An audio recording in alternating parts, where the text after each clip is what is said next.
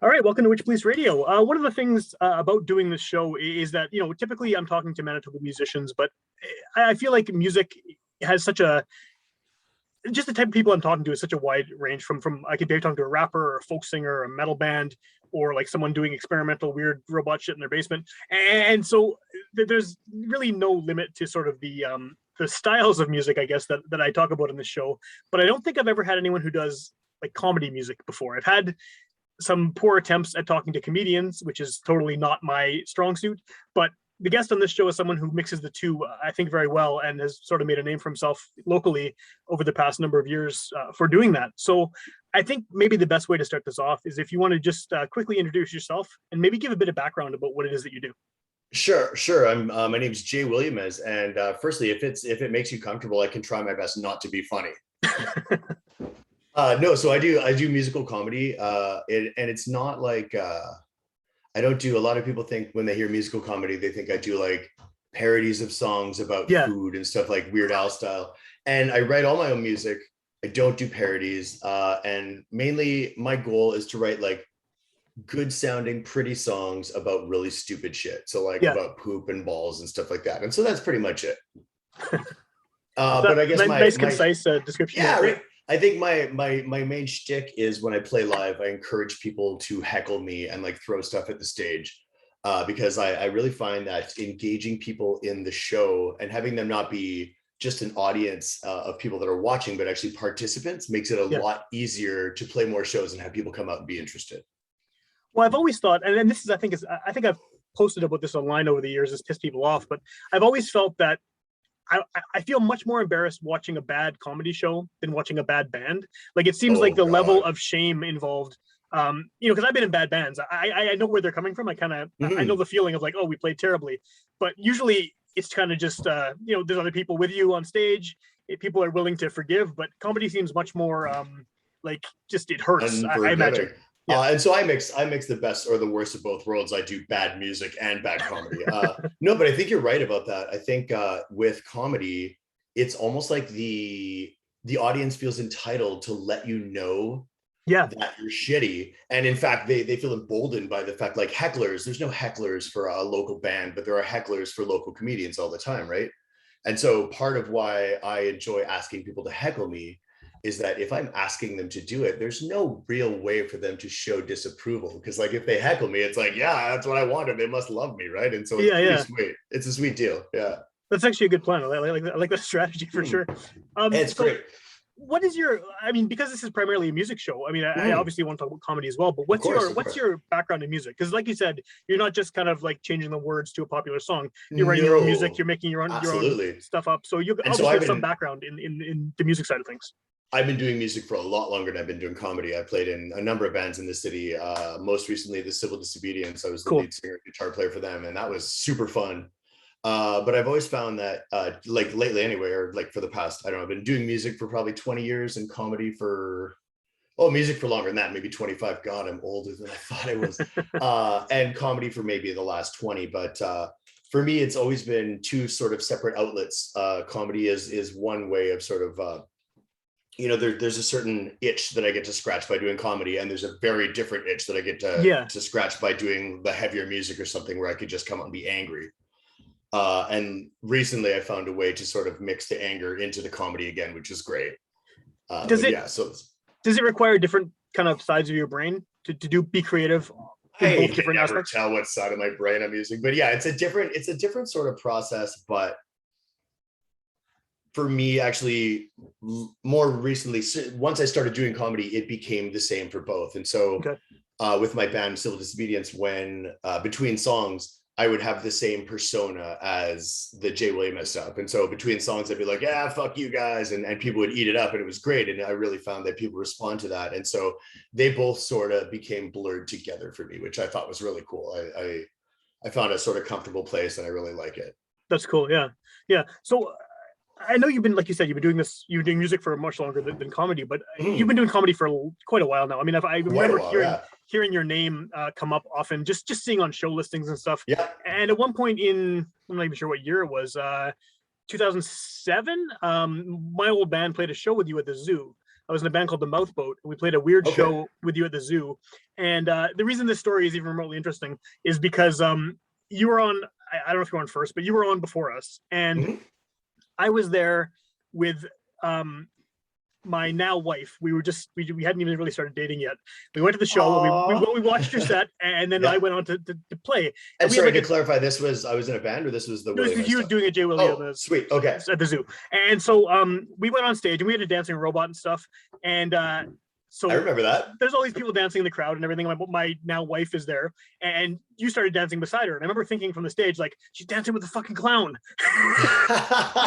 It's amazing. And like, so I had this, like, I didn't know you, and I enjoyed your set, but I was like, oh, this asshole. I mean, obviously, it was everyone was dancing with the robot, but that is my original memory of seeing you perform. That's amazing. Funny. Well, I mean, fuck you too, for sure. Yeah. That's great. No, that's super cool. So how much of your comedy stuff has interacted with music in that way, where you've been playing on shows doing kind of the musical comedy thing, and the rest of the show is just straight up music? So I have actually found that I feel like sort of an outcast from both the music scene and the comedy scene. I feel like comics don't really accept someone who shows up with a guitar. Yeah, they really frown on that. They see me as like a prop comic. And I found that at first bands aren't into the idea of playing with a comedian. However, once they see my show, they really warm up to me. And so I feel a lot more accepted by the music scene than I do by the comedy scene. And so it just ended up that I played the bulk of the musical comedy shows I've done were with bands. And I like that a lot more because I can really catch people off guard. Like if they don't know who I am, I come out and I pretend to be like a brooding, emotional singer-songwriter, and then I play songs about poop and cock and balls, and I really catch them off guard. And I feel like that makes them go from like really resenting me to all of a sudden like, oh, okay, you got me, this guy's cool. And I've found acceptance in the music scene by doing that. And that's why I feel a lot more comfortable there, and I enjoy it a lot more. That's cool. Yeah, it's weird to think, because I mean, it seems like, because on the surface you seem like you're a comedian. I mean, even watching some of your recent videos, which I'm going to talk about in a second, but it's obviously funny. Like the point of it is funny. But yeah, I can see how that idea of, oh, it's a folk singer. Wait, no, this is a poop song. Like exactly. That's gonna get people on your side. Yeah, that kind of misdirection. I feel like the best way to make people warm up to you is to make them really sort of like dislike you at first, and then just be like, it was a joke, and you're right to dislike that person I was pretending to be. Yeah. Well, the reason, and like I just mentioned, you have these recent videos out, and that's kind of the reason I decided to reach out to you now to have you on the show, is because, like I said, I've known about your stuff for a while, but you've been making these videos about Brian Palestine. Yes, yes, I have. And they have, as far as I can tell, they've been doing quite well online. Like I've surprisingly well. Yeah, I got like 10,000 views in one day on the most recent one, and I didn't expect that at all. I honestly was doing it sort of to kill time during the pandemic, but also therapeutically to just like, I was really pissed off, and I was like, hey, what will help? I know, I will make a song and tell Brian to fuck himself, and we'll see how that makes me feel. And it was great. But people really responded to it in a huge way, and I'm very thankful for that. It's awesome. Do you think that having the kind of funny element with also a catchy song is more effective than, say, you were just a hardcore band just kind of screaming fuck Palestine? 100%. Yeah, it's a lot more. I find like I can reach more people with that element of comedy. And like, to be honest, there are the most recent song, Dear Brian, it's not really that funny. I find it's more angry than funny. Yeah. And it's sort of a departure from what I normally do in a lot of ways. But in the main way that I find it's a departure is I played it at a show one time, and that was the only song that they didn't do the boo, the shtick. They clap for it because they're like, we can't boo this.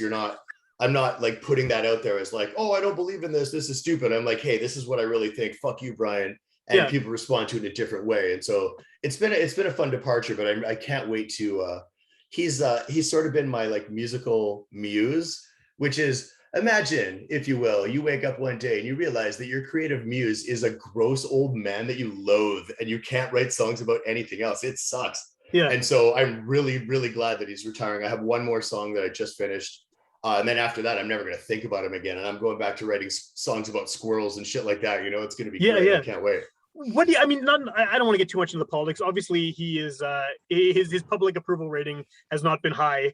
No, it hasn't. No. Over the last little while. What do you think it is about him that kind of I mean, I know you're joking about it being your muse, but I mean, you kind of not, right? Because you've written all I'm these not, songs no, about him. and it's Because and the reason I ask what is it about him is because I mean, there's lots of politicians that piss people off, and but this is, I mean, you're not just writing songs, you're making like, you know, high production value videos, and you're putting a lot of work into this. So what is it specifically about him that makes it feel like it's worth that? That's a great question. I'm glad you asked it. A lot of people think that it's just like, oh, I'm political, I'm going to keep writing songs about politicians. It's not that at all. It is 100% personal. Well, not necessarily personal, but so I'll tell the story. Before he was premier, I think he was maybe not even the leader of the Conservative Party yet. He did an interview with just like a random lady with a camera, and it was the infidel atheist. I remember that, yeah. Where he was like wishing, and he meant well, but he's just clueless, right? And so he was like, oh, I want to wish a Merry Christmas to all you Christians, and Happy Hanukkah to the Jewishes, and also even you infidel atheists out there, I want to wish you happy holidays. Yeah. And so I had no problem with that. Like old people are out of touch and stuff like that. But it was when he was confronted, and instead of apologizing and saying, oh, I get what I said was offensive, he doubled down and he was like, you know what?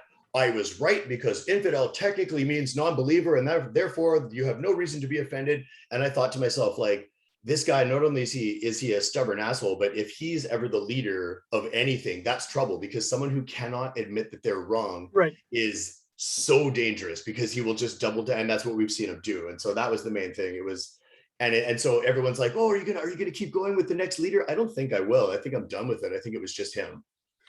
Do you? I mean, I know you can't know this, but do you think he's heard it? Like, do you think there's a chance that he's actually? I think there is zero chance that he hasn't heard it. Yeah. In fact, so my friend and I were the ones that did the giant skating dink on the ice behind his house. Right. And I heard a story that he definitely was pissed off about that. The story goes that he was at work, and there were some interns there, and he was ranting and raving about how pissed off he was about it. And he just handed one of them a shovel, and he said, go take care of it. And they looked at him and they were like, well, no, like, well, that's not our job, you know? And so I know that I got through to him like that. But it all started, I started writing him letters years before. I would write him a letter every month or so. And it was all really sarcastic. And I pretended that I was such a huge fan of him. And I would say things like, you know, I stand with you, Brian. I, like you, don't really think poor people are people.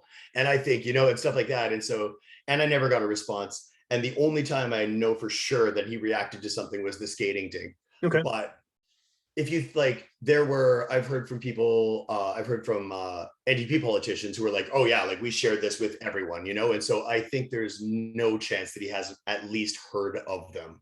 And I would just love so much to be able to see his reaction. I'd love to see the video, Brian Palestine reacts to Dear Brian. That would, like, I could die happy after that. That'd be great. Yeah. Does knowing that he's probably going to see it, does that affect the content at all? Does that make it, I mean, does that add to the jokes? Like, can you get more personal, or? Not really. Like I try not to get too personal, unless there's a reason behind it. Like I brought up his mom in the last one, just because of how shitty he was treating teachers. And he always said that, oh, my favorite teacher is my mom. And so that was personal on purpose, but there was a point I wanted to be like, hey, you bring your mom up, I'm going to bring her up too. She would be ashamed of you. Right. But it's never just like a cheap shot or anything like that. It's more, and I honestly never wrote them for him. It was always for me.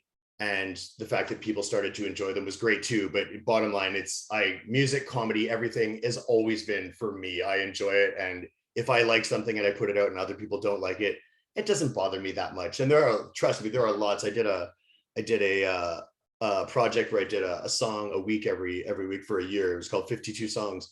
And there are a lot of duds in there, but there are some really good ones that no one seemed to like. And I don't give a shit. I love them. And so that's mission accomplished as far as I'm concerned. Yeah.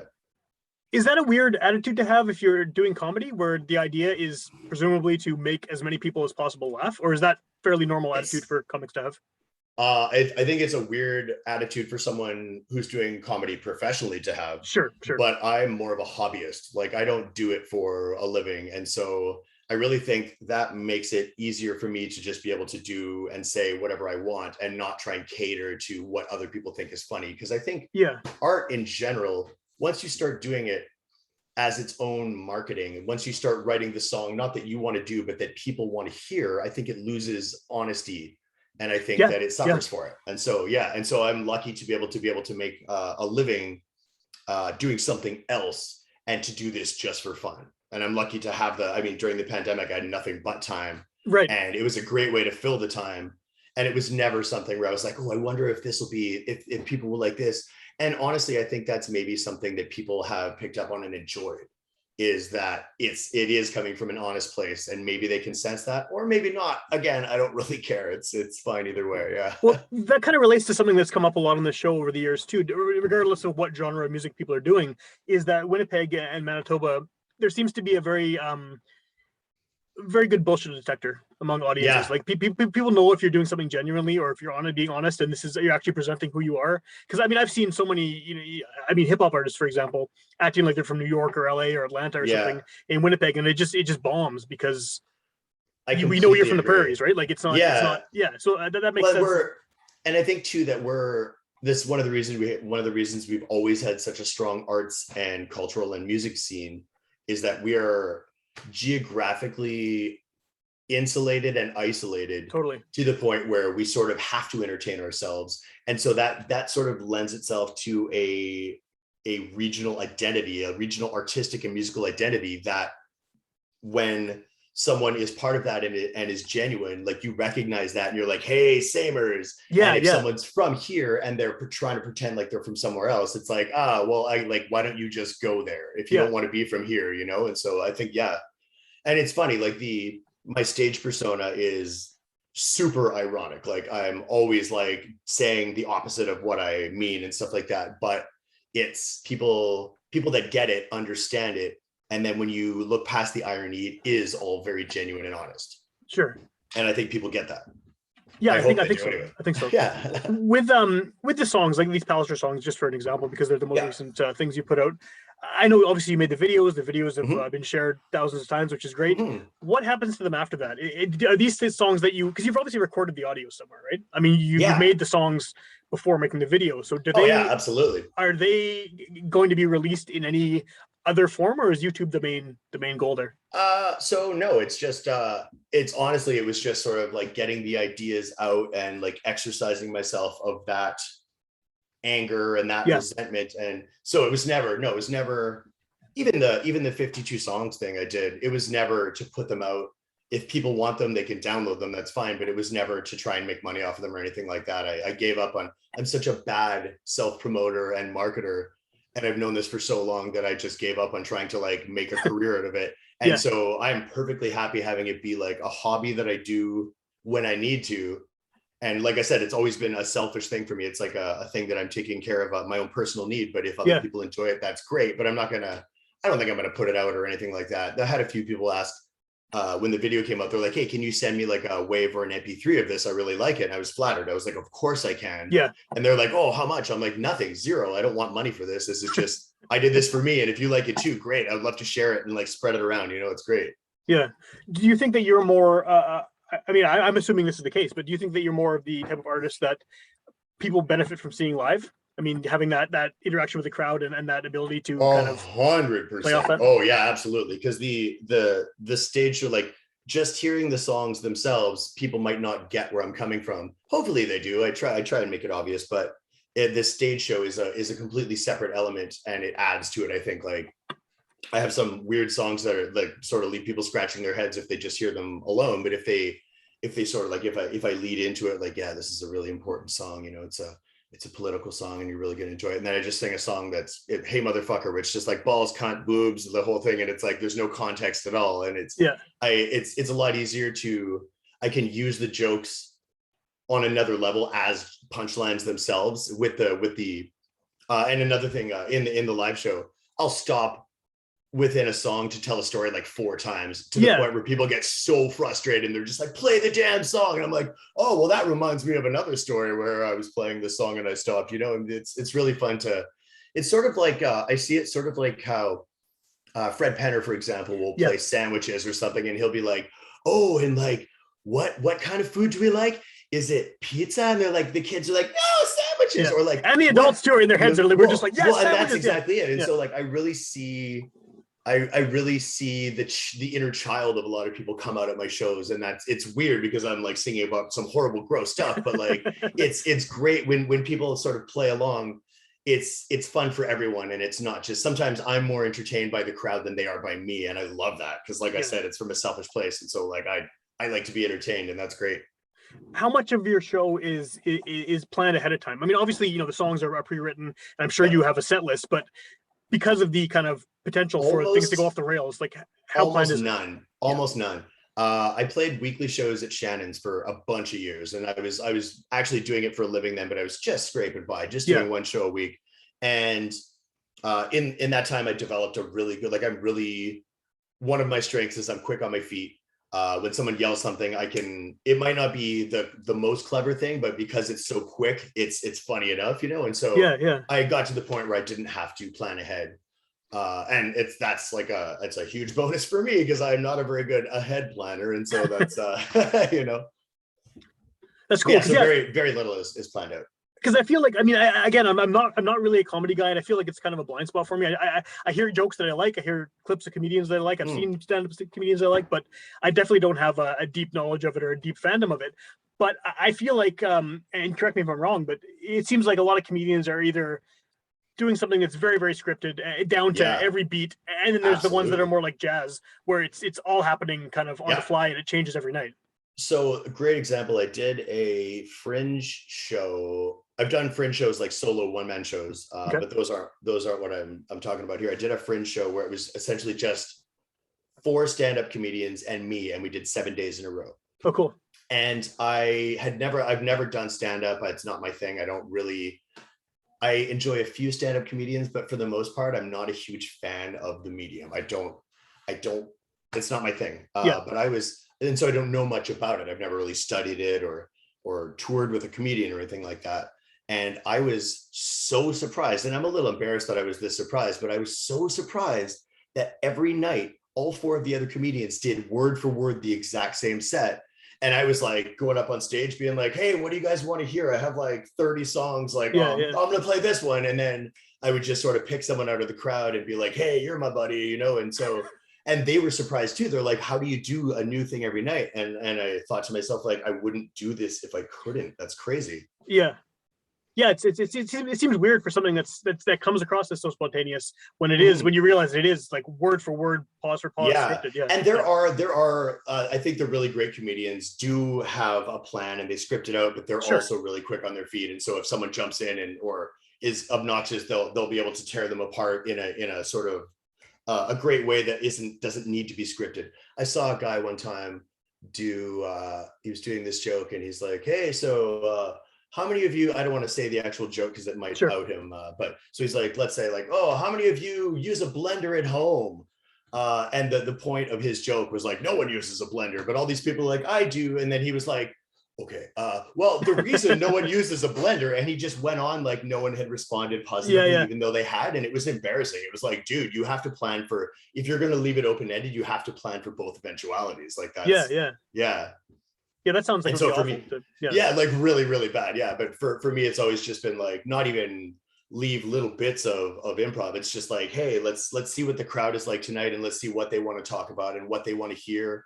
And let's see what kind of mean shit they're going to yell between songs. Cause like chances are I've heard it before, and I have like little bits. Like there was one guy who stood up and he right, like there's in a busy bar, there's sometimes there'll be like a perfect lull of silence, and it happened right when he stood up and he said, you should have been aborted.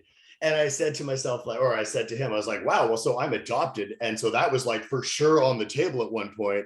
And my bit that I always do is I grab the mic stand and I make it go up my head. And I'm like, the only reason I survived is I'm good at this. And then there's a pause. And I'm like, that's a coat hanger just in case. And everyone's like, oh, but it's cool to have those little bits. But when someone else sort of brings them up and I don't have to force it, it's a lot better. Yeah, because it seems so much more impressive, right? The fact that you came up with something.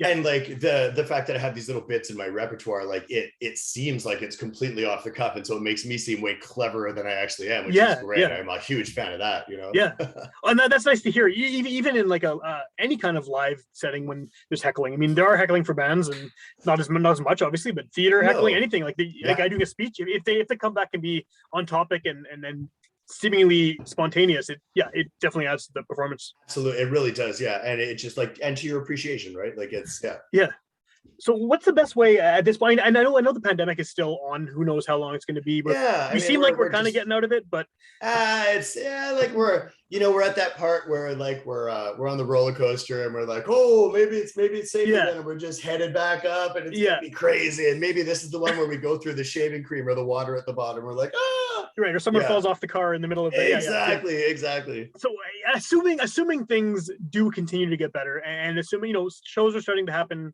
in general more often now than they were a couple months ago, if that continues, what's sort of your plan for getting back out there? Because you've obviously been busy during this time off. Yeah, I mean, busy-ish. I'm really lucky. You've been working. You've been creating. You've been creating. Absolutely, yeah. I feel like there are a lot of people who I've spoken to who were sort of like had to work through the pandemic or whatever, and were feeling shitty that they weren't able to create as much, and I feel almost shitty that I had just found something to be able to be creative with. So I feel very fortunate. But as far as like going forward, I'm just gonna keep playing as many shows as I feel like. I did a festival this past weekend, which was really awesome. Cool. It was called Gentle Fest. Oh it was great. I got in trouble from the landowner because I started a "fuck Brian Palestine" chant, which I thought like, hey, you got paid, maybe don't like censor what we're doing. But I went and apologized to him because I didn't want the festival people to get screwed over. But there was something so wonderful and something that you don't get from views on YouTube or whatever, about just getting back on stage and seeing all those smiling faces giving me the finger. And I was just like, I was going through the crowd and being like, fuck you and fuck you. And I was smiling ear to ear, and all these people that I love and haven't seen for so long. It was such a warm feeling. And it's so great to be able to do that while telling people to fuck themselves. It's just the most fun thing ever. It's great. And so I think going forward, I'm just going to like play as many shows as I can, and hopefully people will still enjoy seeing them, I guess. Yeah.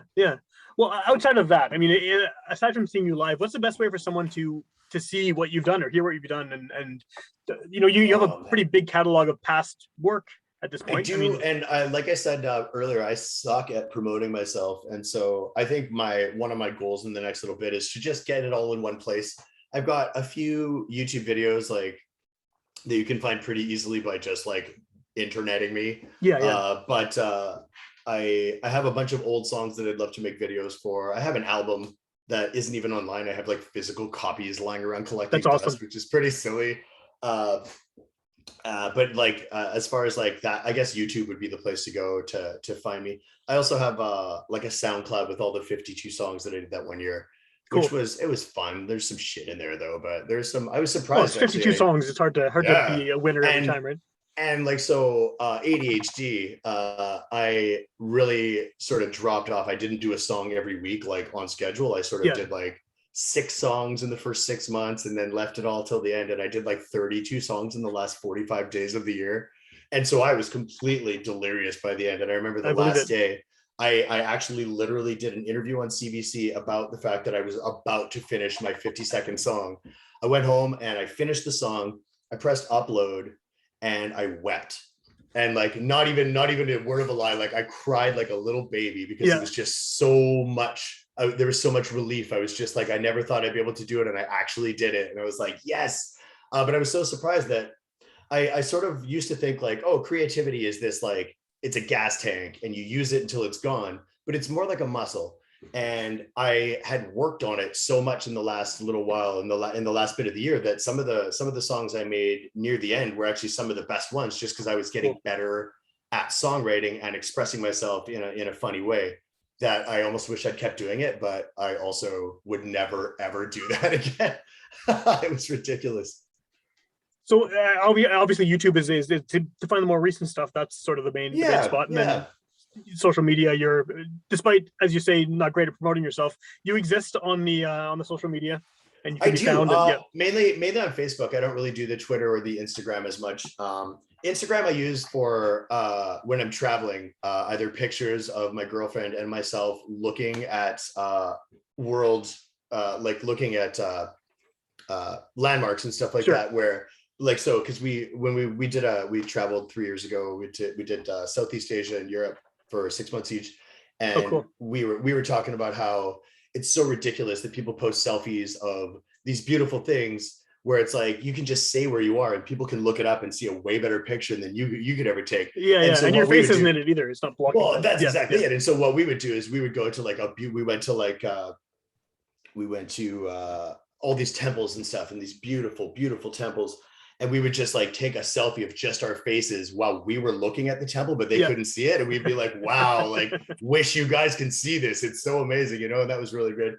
But yeah, so I don't use those for promoting myself at all. And Facebook I just use for like arguing with people. It's not really to. That's kind of what it's for at this point.